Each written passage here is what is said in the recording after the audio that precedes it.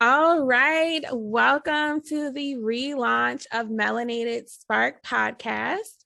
I am your host, Verlaine Quinney.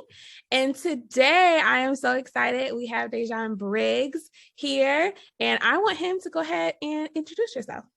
So my name's De'Geon Briggs.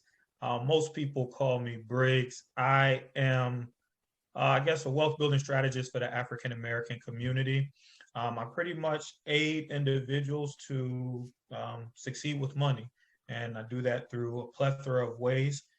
Do that through insurance, through mortgages, as a mortgage lender, as an investment advisor. And then I also am the co-founder of Greenwood Conglomerate, which is an organization that's dedicated to connecting, cultivating, and coaching Black professionals and entrepreneurs into success. And so all of our efforts are concentrated with one major objective, which is to close the wealth gap. And that is definitely needed for our community for sure. But before we get into all of that, I want to go ahead so we're going to do some icebreakers first. Okay. All right. Simple questions. Are you a beach bum or are you poolside chilling? Or none of the above? I'm actually none of the above. I do not like the heat. And so AC all the way. You know what I mean? All the way. But if I had to do a preference, I'm definitely beach over the pool for sure. Okay. Where are you from again? You're from New York, right? Okay. I think that may be part of it, maybe. Yeah. I don't know. It's probably a large part of it. Okay, next one. Are you single, dating, or married? Ooh, I'm married. How long have you been married for? How long do you think? If you had to guess, what do you think? I'm going to guess like 7 years. No, I've been married for 11 years. 11 okay. Years. Yeah. That's awesome. Yep. Did you guys meet? Like, how did y'all meet? Did y'all meet in New York or? No, we met here. We met when we were 15 years old. We started dating when we were 15. Got married when I was 20. Okay. High school sweethearts. Yeah. Yep. That's awesome. All right, next one. What would you do with your 15 minutes of fame? Fame as a notoriety or fame as like I have money? So if I just had notoriety, 15 minutes, I'm going to ask for a check. Exactly. That's how I feel whenever I heard that question. I'm like, okay, how can I get more money out of that? Right, I'm going to monetize it. Strike a deal. Right. Okay, so strike a deal. And last question, which season describes your personality and why? Which season? So you're from New York, so you got all 4 seasons. Okay, you've experienced all 4 seasons. Yes. Virginia doesn't always have those. I feel like the fall probably does. I feel like the fall is kind of laid back, not too hot, not too cold, like mild tempered. And for me, honestly, the fall is like the best time of the year. That's when I get the most amount of planning done. I'm really focused. So, it's before the holidays where everyone is all, crazy. Going one place to the next. The summer is like everyone's on party mode. I think maybe the winter is more being, or the spring, I guess. I don't know. Maybe you're kind of getting antsy to get into summer, where I feel like fall is more chill, relaxed. And so I say the fall. And the scenery. I love colors. Okay. I love coordinating colors, through clothing and things of that nature. So yeah, fall for sure. Okay. That was our icebreaker so that, warm up, get to know you a little bit better. And I feel like your season's answer is like your personality, like temperament. From the exchanges we've had and like the conversations we've had, you just seem chill, mellow, like, Yeah. Yeah. you know. And so, I always tell people when I'm first meeting you, I'm like almost introverted. Mhm. But once I get to know you, it's like, Turn bro, up. why are you so loud? Like, chill out. Just gotta make sure that you're cool, that you could handle all of my awesomeness. So my question for that, because I think a lot of people are like that when it comes to networking. Is that the same way you are when it comes to meeting people and networking as well? Depends on the environment. Okay. Depends on the environment. If I'm meeting you like in a personal kind of relationship or personal type of setting, like you're introducing me just to your friends, like we're hanging out, I probably will be more reserved. But if you're introducing me in a professional setting, then no, you get you get all of me. And I kind of feel like the reason that is I'm very confident in what I know and what I could bring to the table. Information is information. On a personal level, um, not everyone is someone that I want to share myself with. I'll say that. That's facts. Yeah. And I think too, I know for me at least, I'm very personable, right? Like I don't mind talking to people and whatnot, but I need to observe and still like feel people out, and I need to read the energy and, and Yeah. whatnot as Yeah, well. because I mean, like I'm someone that I like to laugh, I like to have fun, but I gotta first find out what's your sense of humor. I gotta find out, Right. how much I could say, how much I can't say, and all of that. And so it's very, very much easier for me to do on the professional side. And I'll tell people honestly, like, um, there's De'Geon Briggs and then there's Briggs, right? Okay. And Briggs is like my Sasha Fierce. That's like who's out and about. People see me and they just think like I'm this wildly extroverted person. And then De'Geon is more like I said, I'm more quiet. If I'm in a group of a large amount of people and it's all of our first time meeting, I'll be the one, like you said, that's more so quiet to the back, looking, seeing. And then from there, I'll pick which one of two of these people that I'm going to gravitate to. Okay. Okay. That's fair. That's a good tip too. Yeah. That's a good tip so that people can still show up themselves, but you have to decide how you're going to show up in that moment after you read the room. Mm-hmm. For sure. All right, so let's kind of get into how you got to where you are today. Kind of talk me through how you have built this empire, right? How did you get here today? Um, a lot of divine intervention.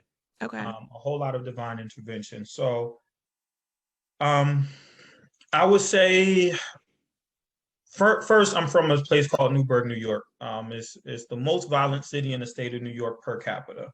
Mm. And I came down here to Virginia when I was about 13 years old, on my 13th birthday, actually. And so Newburgh, there's not a lot of opportunity for growth or upward mobility um, from a financial standpoint. And Okay. so growing up, I always thought that I would be a lawyer. And I did not know of the career path of financial advising until I was um, about 28 years old, 27, 28 years old. And I wound up taking an accounting course while I was working at Verizon.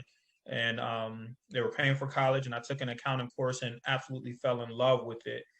Prior to that, I had done poli sci because I was going to, like I said, I was going to be a lawyer. I was really, really interested in the civil rights movement. My father is a pastor. My grandfather was a pastor. My grandmother was a pastor. So I had a lot of church background. And I went from kind of church to maybe I was going to do law to then I got into marketing, and then finally I kind of landed in accounting. And Okay.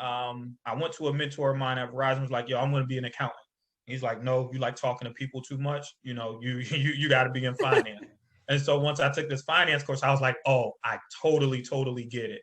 So And what's the around, difference? Hold on. What's the biggest difference between accounting and finance in terms of for you? yeah, What would have been the biggest difference? so accounting, I would say, is more so dealing with your past. It's more Okay. so dealing with transactions that have already occurred and reconciling those transactions, right? And then you may get into some tax planning, which kind of looks towards the future from a tax perspective. But what the sentiment he was conveying is that financial advising or planning, it leads more to let's help build out your dreams, let's help build out your future goals. And there's more of a relationship that's necessary in that moment because we're going through everything from your budget to what type of insurances you need to what do you want for your children and how are you saving and investing for that and when do you want to retire and how are we putting money to that. So the relationship is a little more close knit from a financial planning side, and we are going to dialogue on a more frequent basis than maybe you would with an accountant. Okay. And so at this point, you said you're like 27, 28 when you made that shift. Okay. Yeah. So what, after you've gotten your degree at this point and you No, so okay. What happens is I go to this suit shop and I go in, I see this car. So let me rewind. Around this time, Jay drops 444. Okay. Right? He drops 444. And in 444, he has the line that I bought some artwork for 1 million. 2 years later, it's worth 2 million. A few years later, it's worth 8 million. I can't wait to give this to my children. And when he said that, it's like something triggered, like poked me in the heart, was like, yo, if you pass away right now, what are you leaving behind? Right. Right. And so I always juxtapose that with the Papa was a Rolling Stone, wherever he laid his hat was his home. And when he died, all he left us was alone. Like all he left us was by ourselves, but also in debt. And so I'm like, you're going to be on one side of this spectrum. You're either going to be leaving behind assets or you're going to be leaving behind debt. And so this is kind of juggling in my mind while I'm getting into this finance realm. And so I go to this suit shop.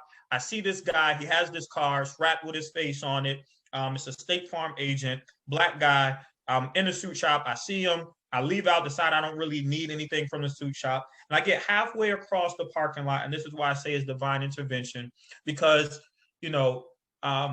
whatever power you submit to, whether you call it universe, whatever, I call it Holy Spirit, it's like, go back and get this guy's number. And I'm like halfway across the parking lot and I'm like, no. And I swear it's almost like a forced turn the car. Yes. Like, you weren't listening. Right. And so I go back.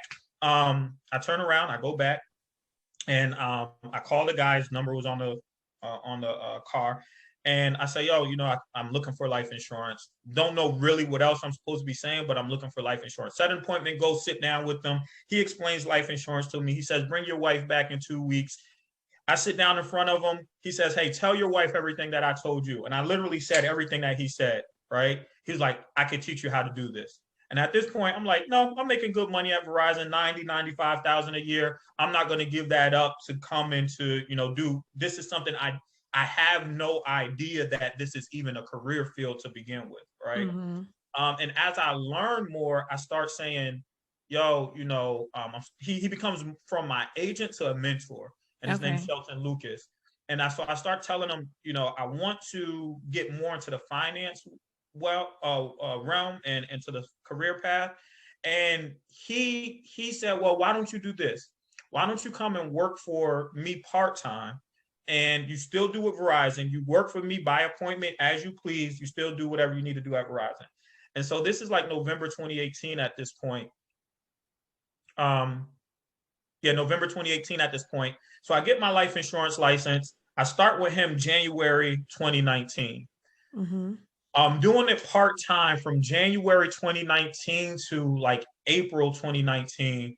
I was leading life insurance for the Hampton Roads area, doing it part-time, pretty much. I was like part-time at that. Yeah. And so by time June of 2019 comes around, I'm interviewing for my own office for the State Farm opportunity.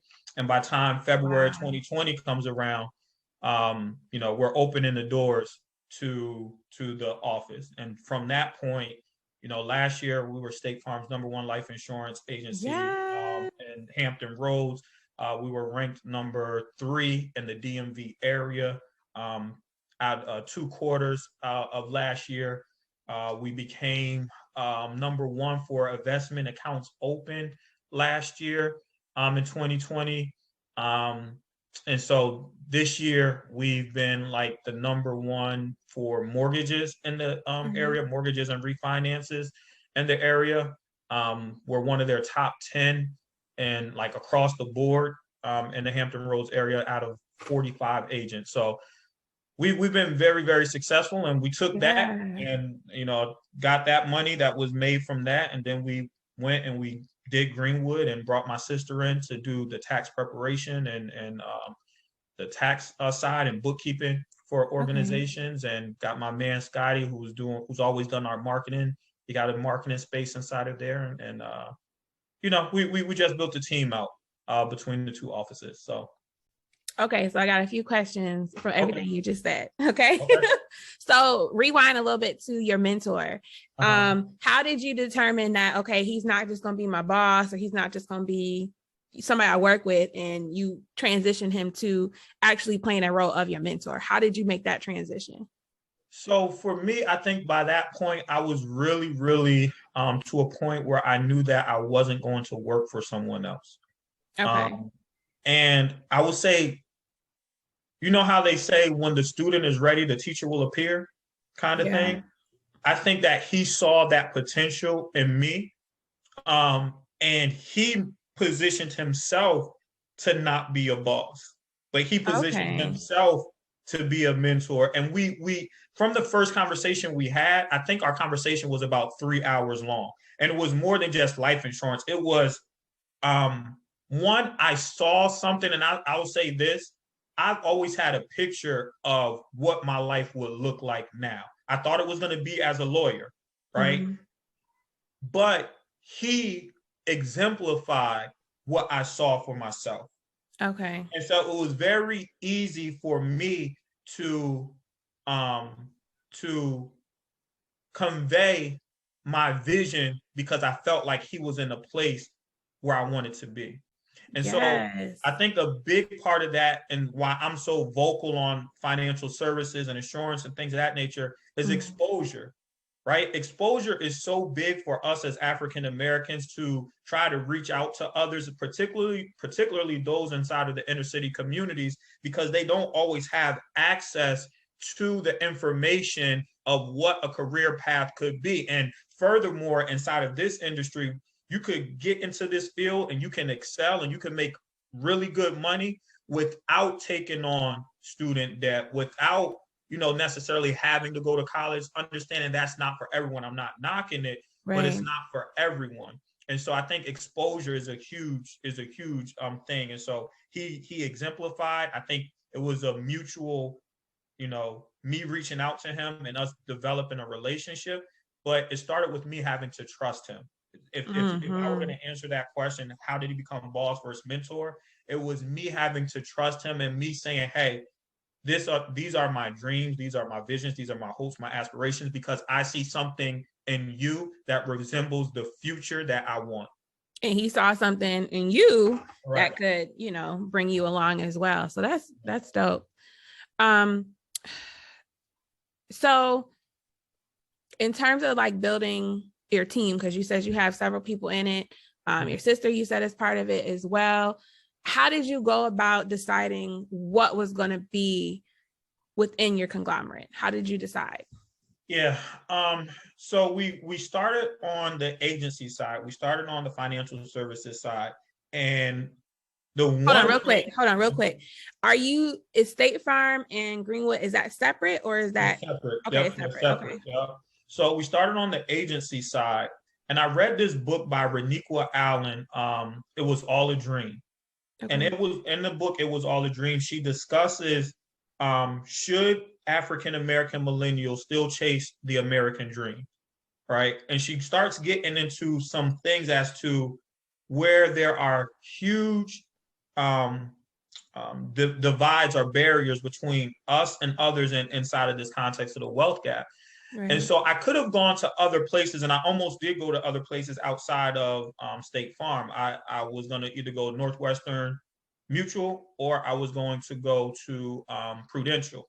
However, State Farm was the only one that allowed me to hit this wealth gap situation off multiple angles. And so if you break down the wealth gap, we're gapped in one, student loans. We take on more student loans than other communities. We wind up coming out with more student debt, and we default at a higher rate. When we come out, we're paid less, so we default at a higher rate. During the 2008, the collapse, the one community that got hit the hardest was African American individuals with with the degree.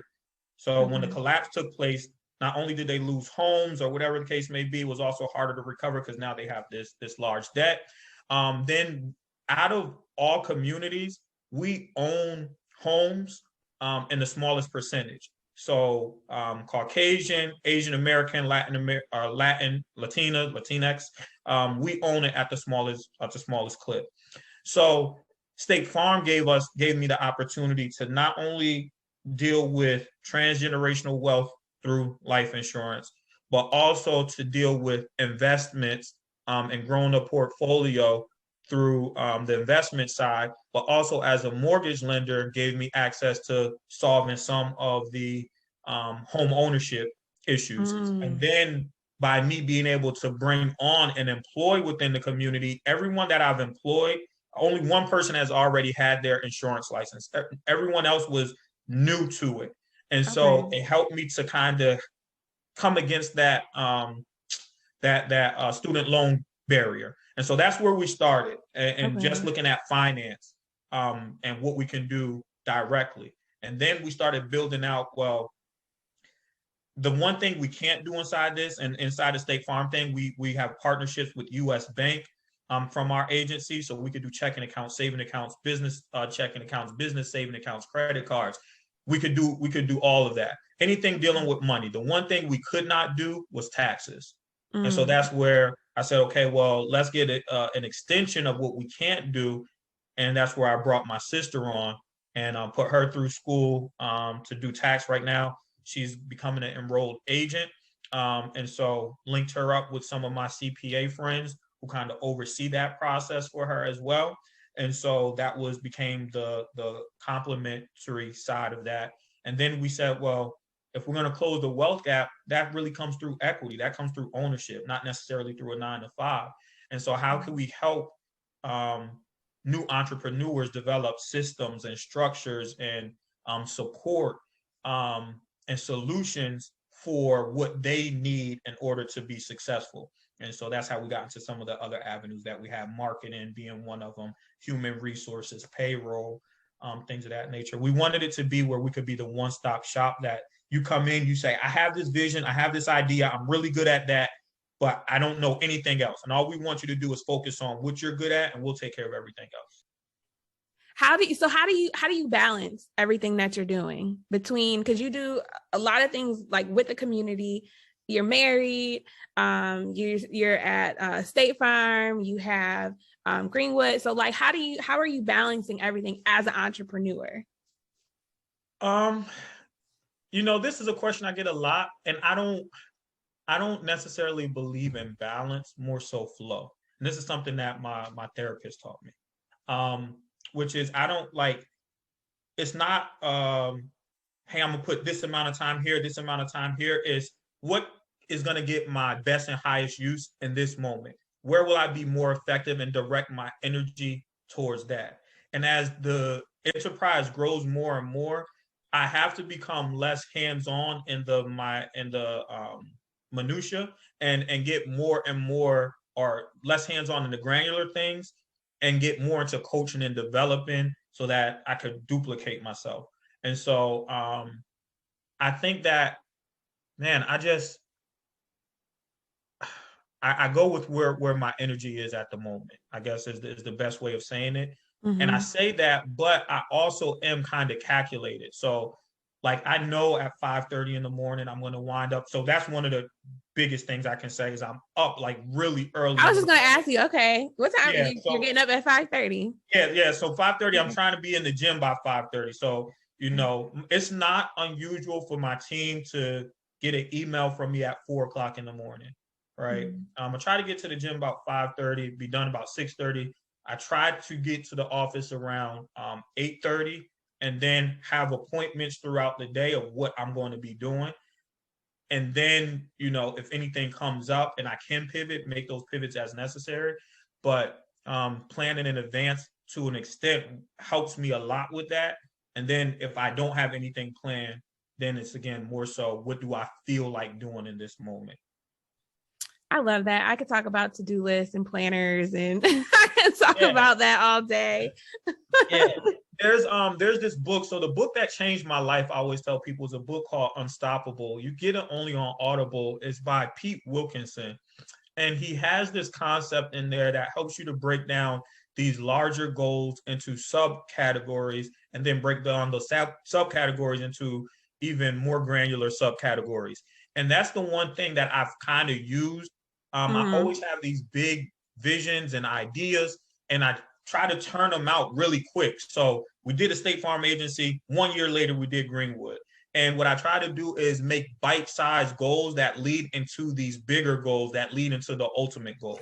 And so when you ask, like, how do I manage it all? It's really, there's a lot of small tasks that I need to do, but it's in a concentrated effort to a particular end. And it's not just scattered, right? It's in a sequence of events that's going to lead to a bigger picture.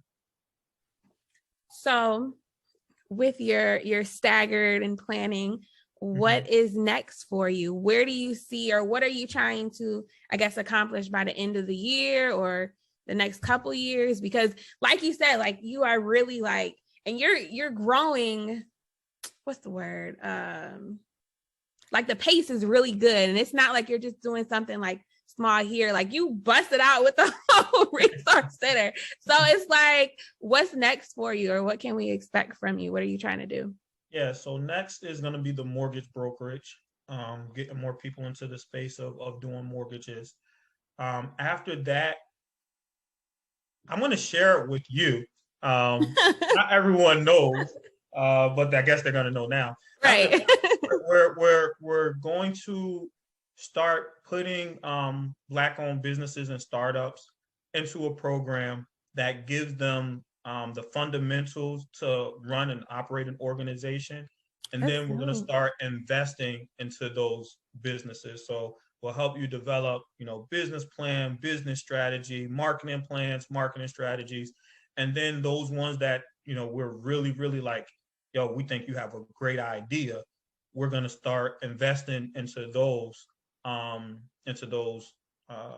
projects and those businesses. So that's the next thing. So that is super dope. Okay. Because number one, I don't feel like we really have a platform, especially like when you're talking about like Black-owned businesses reinvesting in other Black-owned businesses, like a startup type program. Like, I don't think we have that. So that's super dope to have that. I know there's a lot of people that have reached out to me, and they are like looking at ways to invest in other business. Investing became really big, right? Over the pandemic, right? And so they have really been like reaching out, and I'm just like, well, I know about this, co-working space or this program, but it's not, they specifically want like some type of program that they know, okay, this is an early stage, like Black business that we want to invest in, and, early on. And support the process. So I'm hype about that. Yeah. So the program that we have, so there's the incubators and there's accelerators. And so we have a program called Cultivators that we're putting together. And so the Cultivators is to, take you from the genesis, the idea, all the way through to getting investors. And so, your Hoshua weeks, we know them as Hosh.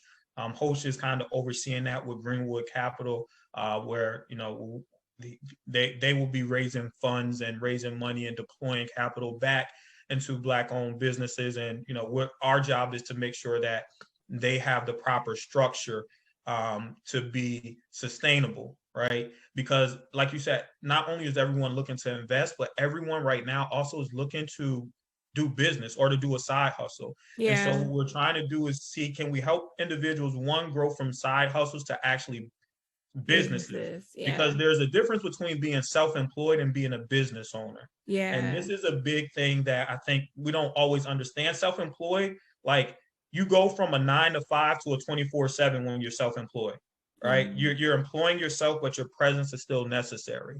Once you become a business owner, your presence is no longer necessary because you have systems in place that allows the business to continue to operate even in your absence. And so we want to help more people go from being self-employed to being business owners, which means, you are bringing on a team, you're training a team, you're developing a team, you understand, what market you're supposed to be serving. You understand why your solutions work for that market. You understand how you're going to position your marketing. What is your branding going to be like?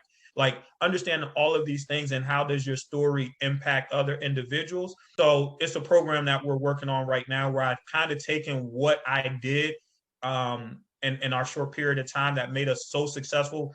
Like, so we did so well social media wise with millennials. And one of the ways that we were successful was that we were looking to work with African-American millennials, understanding, and you and I, we were on the call with Javar not too long ago. And, Javar is a mentor of mine who I met years ago. And Javar introduced me to this idea of a red ocean versus a blue ocean. Yes. Right? And the blue ocean being, look for the areas where no one else is. Don't go where there's blood all in the water, all the sharks are already there. Go where there's a blue ocean, nobody is there, and you could get as many fish as you want. And we're looked over. Black professionals, like young, yes, like we are looked over in so many places, but we're the ones that are like creating the culture. We're creating everything for everybody else, but we are looked over. Yes. Some hype. So how many of us we're now making money now, we're advanced from the previous generation, but there's nobody who's there to show us, what do I do with this money? What do I do? How do I grow it? How do I get into from off the income statement onto the balance sheet, right? So the income statement is I make a lot of money, but the balance sheet is I own a lot. And the balance sheet is where wealth is made, not on the income statement. And so understanding that there was this big gap, it was like, we're going to seek to serve this community that nobody else is serving. And so every business has that somewhere where there is a community that's often overlooked. And so, most of the people who are in my industry, they don't look towards younger people. They're looking for the older people who already have the money, who already have this, because they're looking for the payday. And we were like, no, we're going to start with the seed, because if I can start serving you now and we can build rapport now, then as you grow and our relationship grows, then we have more trust between us, because I was there with you when you started from here, and I can share and say, man, you remember when you only invested $1,000, now your account's looking 500,000. Right. Like I could share that story with you and have that relatability. And so I think it's important for every industry or entrepreneur to find that blue ocean and not just to chase the trends where there's a red ocean. So, and I think over the last year, we've really seen how millennials and Gen Xers that's behind us, I think, them, how they've created bank for themselves over this last year, and so being that young and having money and having influence that young, I'm sure a lot of them don't know necessarily what to do with it. So having somebody that looks like you that is also young, that you can trust and kind of guide you through that process, I think is so important. Important. So what you do is important too, right? So what was your thought process behind starting Connect 757? Because we're looked over.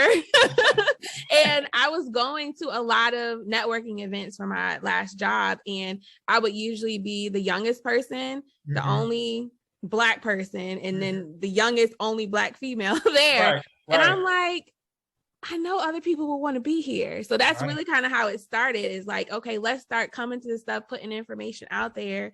And then I'm like, okay, we need a community where we kind of have a safe space to come together. We don't have to worry about necessarily like job titles, but yeah, exactly. You can show up, be yourself, have fun, discuss business, but get a little crazy over the Uno. Right, in our way. And so that's, I like to have the balance of it all. So again, because we were looked over, And nothing was really targeted to us. And in order for me to find events, like I literally was going out of my way. Like you had to really search for stuff to show up, and you get there and it's like everybody else knew about it. Yeah. Was it scary to start it off? To like start the connect? Uh-huh. Yes. So a lot of people don't know this, but a couple things. When I first started, I was under a whole different name and it was too long. I was like, this is not it. This ain't what I'm trying to do. Right. And so I rebranded. When I rebranded, my very first event, literally nobody showed up. Nobody showed up, but it ended up still being a good time. It was a brunch. And this is when you're in my Facebook group. I took it over from my friend because she was relocating. It literally had 30 people in that group. Now I think it has like 2,400, 2,500, something like that. Kudos. And yes, but initially the first thing I did, nobody showed up, and I was like, okay, well, I guess nobody's coming. I ended up having brunch at like the bar area, the restaurant, and then sat there and was talking to two other people that were also there by themselves. And the older man ended up paying for all of our brunch. Wow. So I had fun. I met some people, but that was my very first event. Nobody showed up. Wow. And I was like, you got a story. You got to tell your. Look, I'm not the interviewer, so I'm gonna stop after this one. But how did you go from nobody being at your first one to getting it to 2,400 without being discouraged in between the start? Because I think this is important too, because a lot of us, we kind of see the end result, right? And so even before I got into the finance arena, I started posting maybe about a year before 2 years before I opened agency. I would just post finance things that I was learning as statuses. Like, so there was times where, I was just posting, I was building for 2 years before even the State Farm opportunity came. And so I don't think people always see the back work or the failure side. They just see, man, she has a community that's at 2,400, but how you didn't know that at that point that it was going to be this. So how'd you push through, whatever discouragement was there to get to where you are now? Yeah. So I was like, I know people, let me build this group up. Okay. And I think the biggest plus with me is it's always been a very authentic build. It's not like, okay, add 20 people, add your 20. I've never done that. Right. It is literally me, adding, okay, I know you're a Black professional. I know you're still here in Hampton Roads. Again, this is probably like 5 years ago, 6 years ago. When I first got my business license, I didn't do anything for the first 2 years. So I had this business license, and I'm an overthinker. So I think with a lot of people that want to start something, they want it to be perfect, right? Before they do it. And so that's the number one thing I think I've learned. Just do it. And you have to enjoy the process. You learn along the way. I know this as an entrepreneur. There's not really anybody before you in your lane. So you're learning a lot along the way. Of course, you do your research, you're prepared for things, but there's going to be a lot of stuff you don't know. So at the end of the day, don't talk yourself out of going after, whatever your dream or whatever your vision is. So for me, it was just like, Verlaine, get out of your head, go ahead and do this. You know what you want to do. You have the vision, just keep moving forward with it. But it was very discouraging for nobody to show up for the first event. And I know just getting feedback from people and of how beneficial it is. And, when you come to connect events, you don't have to meet everybody. You kind of find your tribe, you find your people while you're there. So. And I think that's a big point. That's one of the things that I always tell my team when coming on is don't be afraid to break stuff, right? I think we're so I don't want to mess up. I don't want to mess up. That's how you learn. Yeah, that's why I'm like, break it as fast as you possibly can. Go and do the wrong thing as quick as you possibly can, because that's going to accelerate your learning process, right? Exactly. And so that's fail fast. I remember hearing that early on. Fail fast. Yeah, fail fast. That's the only way you're going to learn. That's the only way you learn. That's the only way you get from alpha to beta and so on and so forth with every iteration is you have to take some sort of experience, right? Because knowledge is one thing to learn from school. And it's not like I have my bachelor's in finance. I have, my associates in finance, and then I have a litany of certificates in concentrated areas. But that does not do justice to what I learned from a day-to-day basis, just dealing with individuals. That practical experience. Right? And so, and there is failure. And then I think having that support group helps as well. So yeah. And you had a great marketing strategy, which was start with who you know and build quote unquote evangelists. Right. And so I always talk to people about going through a sales funnel from, I have my acquaintances, and then my acquaintances turn into prospects, and then they turn into clients, and then they turn into retained clients, and then I have to get them to turn into referral sources. And so I need a system that takes them through all of that, right? And so what you did was genius, which was let me start with who I know. And if we start with who I know and they bring others, then they turn into evangelists and you could start growing out. So kudos. And I believe in just genuine networking, right? So genuinely wanting to get to know people, finding things that you have in common with them. You can't do that necessarily if you're in a room with 400 people, 300 people. But if you're in a room with 15 people, or you're doing something that this is both a new experience for you guys, zip lining, that's scary. Okay. But if you guys are both doing that for the first time and that's your first time meeting, now you guys have something to talk about moving forward, So it's taking networking, I guess, not to necessarily a different level, but it's just a different way of doing it. Yeah. So it's a little bit more genuine. Yeah. Finding common ground, right? Finding common ground. So yeah, I'm not gonna take over this interview because now I'm talking and this brings the conversation. So this probably turned an hour because I'm so Relay, tell us, how do you break the ice? You know what I mean? So now I'm ready. That's gonna be on another episode. That's gonna be on another episode. We can do that then. But you know what? I really appreciate today and talking to you. How can people get connected with you? You like that? Get connected with you? Yeah. Yeah, so you can get connected with me. Instagram is money.briggs. Facebook is moneyman.briggs. You could get to me, dbriggsfinance.com. You could call 757-978-3282.